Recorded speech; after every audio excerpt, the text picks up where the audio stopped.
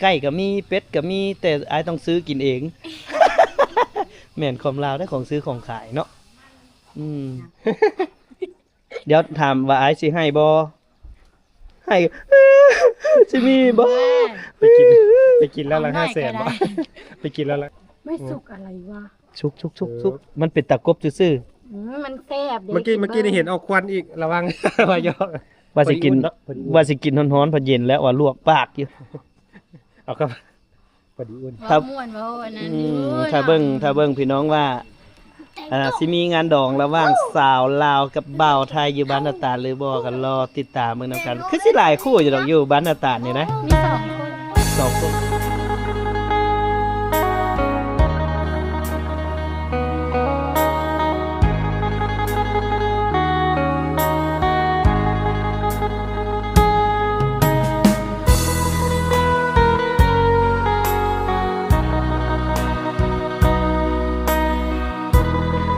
แก่แล้วพี่น้องเอ้ยไอ้เลือกบ่เป็นเนาะซ้ำนี้เนาะจังอ่อนเนาะตาใหญ่มันละแข็งๆกัดเลยเอามือถูฮะทำมากินก็ใส่ฝุ่นคอกให้วิว่าเอามือถูหน่อยนึงเลยกินเลยล่ะเนาะยังสิไปบ่เฮือนเยา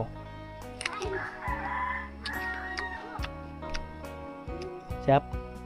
บิดเองก็แซ่บเดี๋ยวให้พี่ว่ากินนอกให้เบิ่งบ่ได้ในล้างยอกนั่นเดี๋ยวสิไปล้างก่อนซะเบาซุกกินเองเลยเราสู้กินไปล้างก็ได้นะพี่ว่ากินต้องล้างบ่ได้ใส่ปุ๋ยติใส่หยังจ้ะมันจะงามบ่ได้ใส่ฝุ่นคอกฝุ่นก็บ่ว่างามปานนี้นี่โอ้ยงามปานนี้ยังว่าบ่ได้ใส่ฝุ่นสว่างเอาน้องวีวา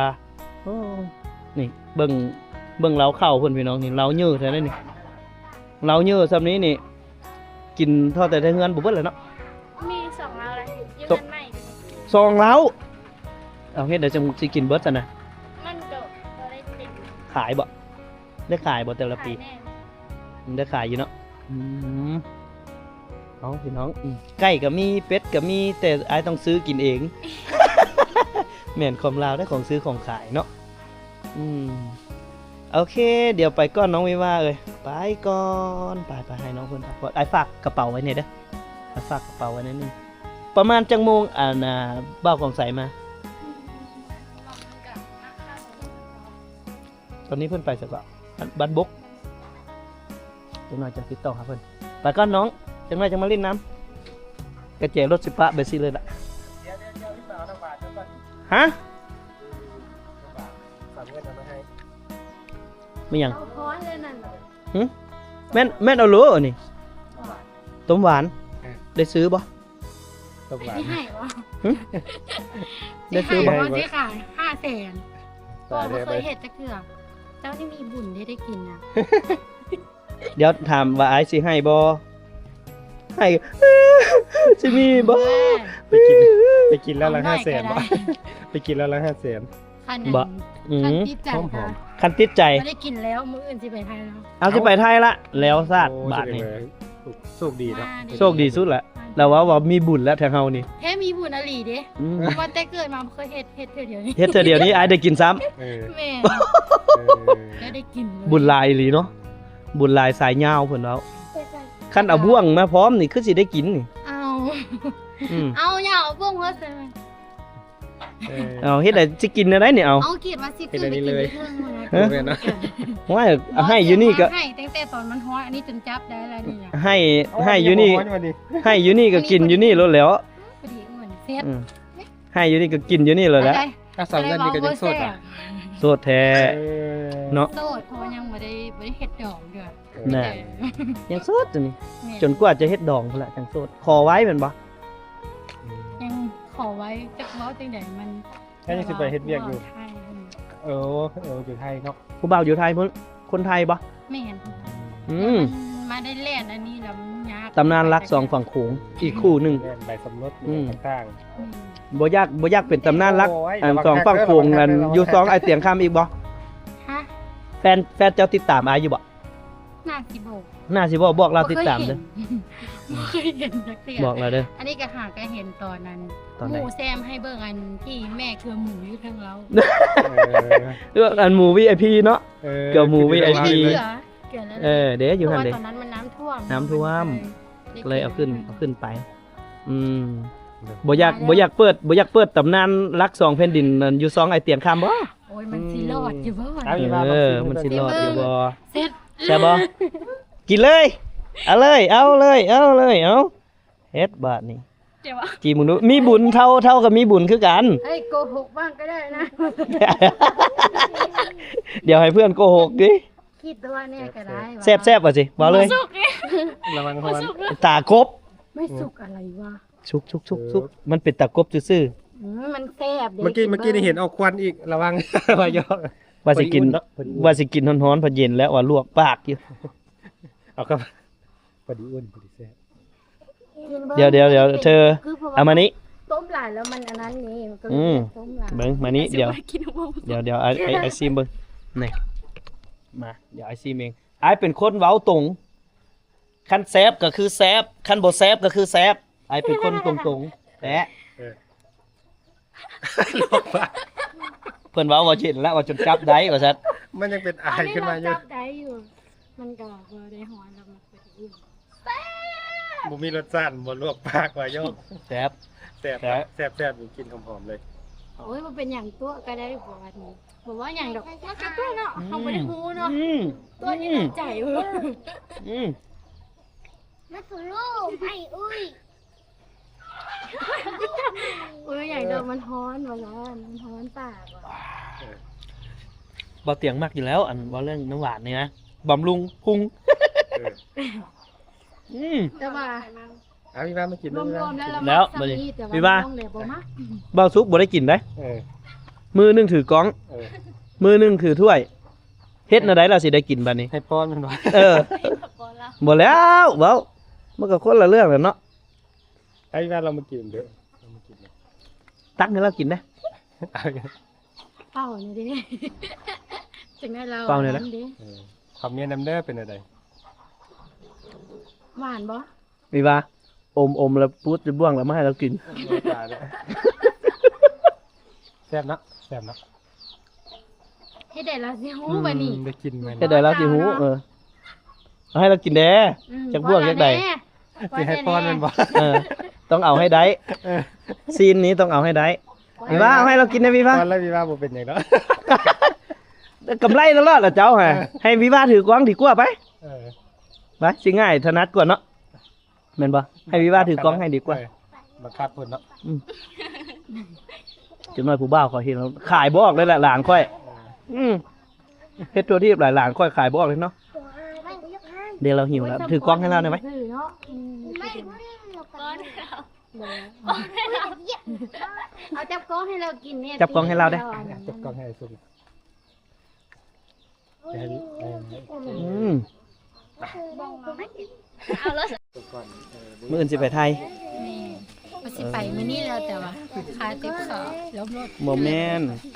เจ้าที่เจ้าบ่ไปมื้อนี้ฮะย้อนว่าเจ้าจะยังบุญวาสนาเฮายังต้มหวานสู้กันกินโย แม่นเลยเนาะบ่เคยเห็นอ้ายจักเทื่อมื้อนี้มาเห็นแต่สิไปมื้อนี้แล้วก็บ่ได้เห็น บ่ได้เห็นตัวเป็นๆซ้ำ เห็นแต่ในคลิ เห็ ป นแต่ในคลิปแล้วก็เห็นอันน่ะแม่เพิ่นเกลือหมูอยู่เทึง เทึงเราเข้า น้ำคลิปอยู่เด้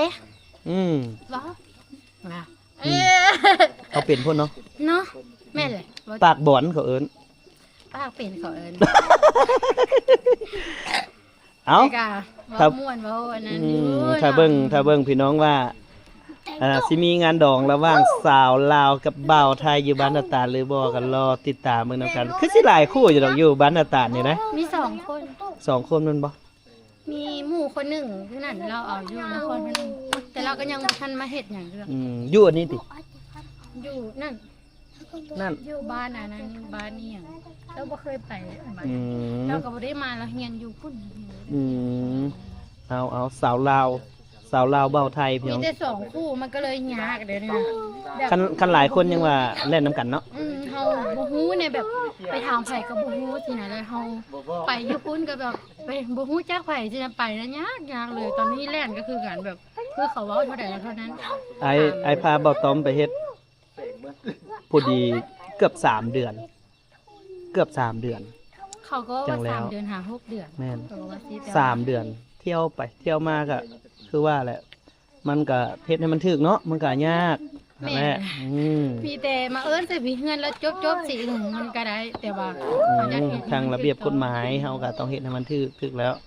เอาขอบใจหลายๆเด้อที่นำเสนอเรื่องราวมาให้หวังว่าถ้ามื้อใดมีงานดองก็สิได้เชิญไอ้เตียงคำมาเนาะ เซินอยู่แล้ว เชิญมา ก็เซินหั่นแหละ เชิญมาดองสาวลาวเบาไทย จัดลงเบิ่งพี่น้องเอ้ย ปีหน้า เอาปีหน้าขอให้ทุกอย่างราบรื่นเด้อน้องเด้อขอให้ทุกอย่างราบรื่นเจ้าโดย แต่งโต๊ะมัน ฮะ แต่งโต๊ะ มาแต่งโต๊ะ มักแต่ง มันแตกไม่ได้ มักแต่ง เต็มเลยเนาะ กิน เอา ต้ม เอา หวา แม่ นแล้วที่มันมาแต่ง เออบ่ได้ไปพี่น้องเดี๋ยวเฮาไปเดี๋ยวเฮาไปเฮือนเหยาจังหน่อยหนึงไปเบิ่งหีดเบิ่งคองจักหน่อยหนึงไปเบิ่งพิธีเหยาโอ้อันนี้บ่พิธีเหยานี่เหยาเผย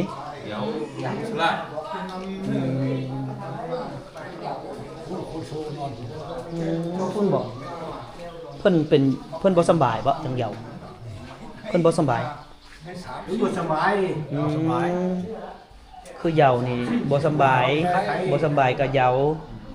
อยู่บ่ดีก็เหยาแล้วก็เฮ็ดอีหยังอีกเหยาต่ออายุก็เหยาต่อโชคชะตาก็เหยาแม่นบ่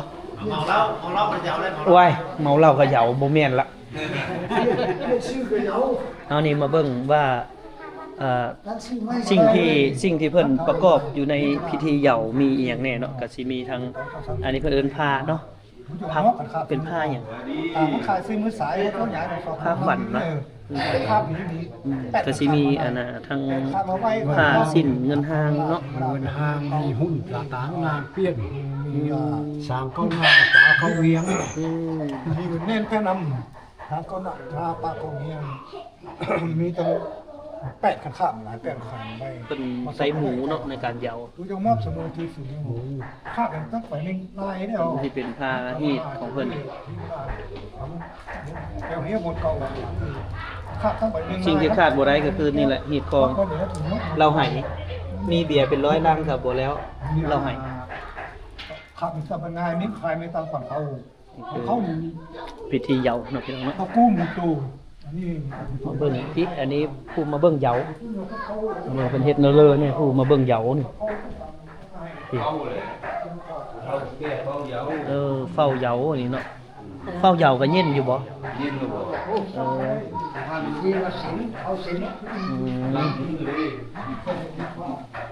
คือหีดคองพี่น้องเว้ยเป็นเหยา ผู้แกน เหยาแล้วเราผูกแขนนะเดี๋ยวนี้มานอนเฝ้าเหยามานอนเฝ้าเหยา เป็นได้ไหมเป็นได้กูนอนลูกกับกูช้อน โอ้ทางนี้เหยาผัดแบบหนึ่งเนาะคือทางอันยมราชทางอันนั้นเหยาเลยแม่นลำมหาชัยใช่เลยเนาะ นี่ได้หมอแค้นมีแค้นให้แล้วนี่ ไว้พาแก้วมา เนาะเธอหน้าเด้อเธอหน้าเรายังมาอยู่ไรเดี๋ยวจะพาลุงแก้วมายามมาหาสาวหน้าตาลมีเดี๋ยวหาไว้ก่อนหาไม่ห้างนางไม้ไว้ให้เราก่อนทางนี้เหยาสีแบบคล้ายๆกับเอาแต่ว่ามันสี เอาเหยารถอยู่นี้ สีต่าง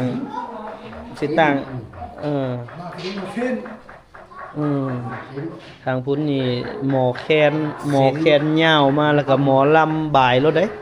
เป็นเหยาทั้งนั้นได้แต่ว่า เสียนเหยาเป้าวี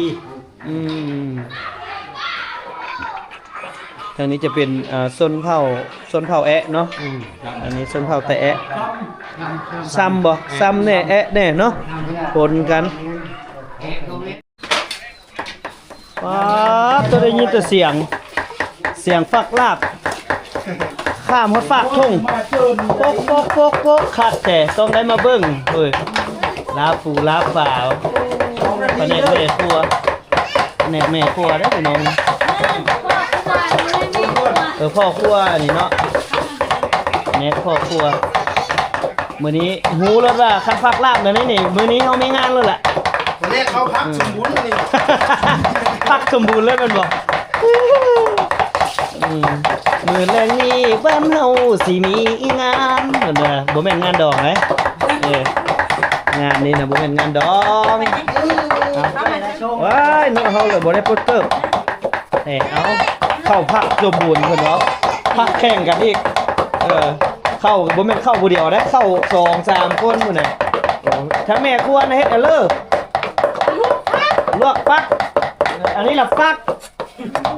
ป่าบ่อันนี้ฮะเอาตอนนี้พ่อครัวพี่น้องเพิ่นก็จัดแจงอาหารมื้อนี้บ้านหัวหน้าแก้วอุดรเพิ่นมีงานมาเด้อกินแล้วกัน เอาเชิญกินแต่ข้าวตี้เหล้าบ่ได้กินตี้ กินหมดกินน้ำลูก2ลูกกันบ่มีก็บ่ได้กินเนาะเอานี่เราพี่น้องฮีดคองประเพณีนอกจากอันสูตรขวัญเหยาแล้วก็มัดแขนแล้วก็มีผ้าขาวแรง4ตัว8โลทางนี้หิวกระติบเข้าหิวไปสิได้อันนี้หิวติบเข้าไปเฉยไปขวัญโอ้ต้องได้หิวอันติบเข้าไปน้ำบ่ไปซอยขวัญแหละโอ้เงินใช่อีกเหรอกระติบเข้าพร้อมทางนี้เลยฮีดคลองนี่เนาะเนี่ยเห็นบอกพี่น้องฮีดคลองเพื่อนไปซอยขวัญนี่คือต้องได้หิวกระติบเข้าไปน้ำคนละเฮือนละติบบ่คนละติบไปเพื่ออยากเอาไปก็ไปมีเหล้าก็เอาเหล้าไปเรามีเบียร์เอาเบียร์ผู้ใดมีเหล้าก็เอาเหล้าเขาเจ้าซอยกันอีหลีได้เด้ไปบ่สุกเฮาบาทนี่นะแต่เฮาเลาะเบิ่งบ้านในยามกลางคืนนี่คือบ้านหน้าต่างเบ้าสุกนี่หากันมาเทื่อทับอิดแต่เบ้าเตียงหันมาโอ๊ยตั้งแต่ปี2010พุ่นแล้วเที่ยวมาบ้านนี่แม่น15 ปีที่ฮู้จักบ้านนี้มาลงเวียกเฮ็ดเวียกอยู่บ้านนี้นะเดี๋ยวบ่เตียงทำขอโตทำธุระน้อยนึงเนาะแล้วจังเข้าไปกินพาข้าวแรงอยู่เฮือนเบาแก้วอุดรนำกันนะพี่น้องนะโอ้พี่พ่อน้องวิวาขับมาแล้ว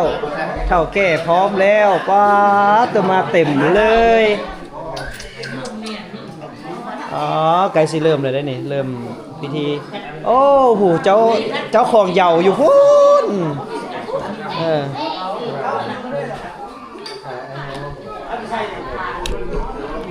พี่น้องเอ้ยเตรียมเหยามันยังอันนี้เมาโอ้เอาเลยไปไปหาสาวอันท่าขันแก้วฮะมือไปแล้วไปบ่ไปตลอดไปหาสาวพรเนาะแต่ได้เขามางวดนี้เลยลักมะเอื้อดไปให้สาวพรได้ลักมะเอื้อดนี่ให้เลยลักมะเอื้อดเมียไปให้สาวพรเอากินจอยเลยกินจอยครึ่งนึง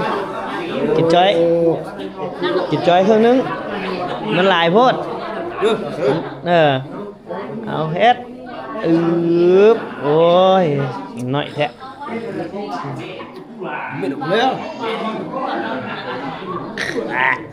เบิ่งผู้เฒ่าผู้แก่เตรียมพร้อมละยาวแล้วเนาะหั่นแห้งละบาดนี้แข็งแห้งแล้วบาดนี้อันนี้พ่อเตรียมขวัญบาดนี้พี่น้องหลังจากที่เหยาแล้วก็เตรียมขวัญ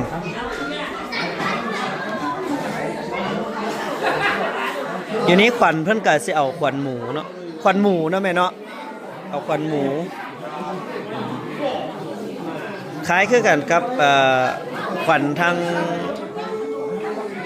างลักซาวพี่น้องทางลักซาวนี่ก็ไทยเมยไทยแมนนี่ก็ข ขวัญนี่ก็สิเป็นขวัญหมูเนาะในการเฮ็ดขวัญก็สิมีหัวมีตีน มีเครื่องในแล้วก็มีก้นนะแม่นบ่ก๋อยเนาะมีก๋อยหางครบเนาะคันบ่ครบนี่บ่ได้เนาะพี่น้องคันบ่ครบนี่บ่ได้ตามฮีตตามคลองเพิ่นปาดโตแม่นอะลูนี่ เป็นกินอยู่วะ กะลักกะโล เป็นกินอยู่ โอ้ยงานนี้เน้นแต่เบียร์อู้งานมัดแขนพุ่นน่ะเจ้าภาพเพิ่นเน้นเบียร์ขนาดโอ้เอาพี่น้อง